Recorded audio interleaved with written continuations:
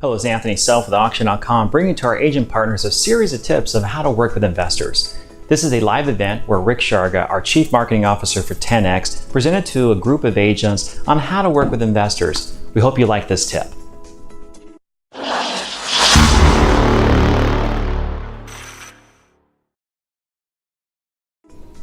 Our fifth tip is regarding foreclosure starts and activity, where the foreclosures are at.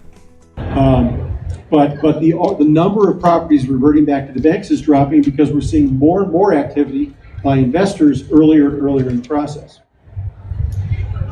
Foreclosure starts right now are concentrated in the Midwest and Southeast. If you're looking at dark blue, that means a lot of activity. Light blue means less activity. So for anybody looking in California for a lot of foreclosures, there just aren't that many. And a lot of the foreclosure activity that we're seeing in some of these other states are on really old loans that should have been foreclosed on 3, 4, or 5 years ago. If you're in the state of New York, for example, it takes 1,100 days to execute a foreclosure. If you're in California, it takes a little bit less than a year. If you're in Texas, it takes about 6 months.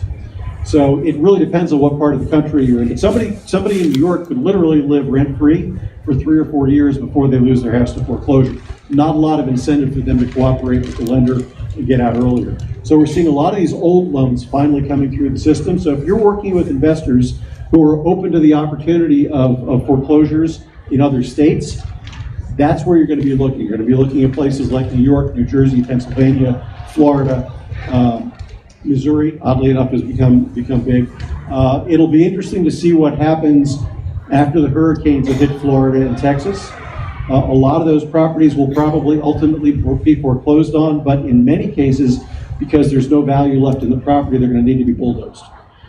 So there's a lot of speculation on how many billions of dollars of losses there will be, but that's something to keep your eye on as we go forward. You can see that overall foreclosure activity is getting back down to normal levels. I'm not going to belabor that too much.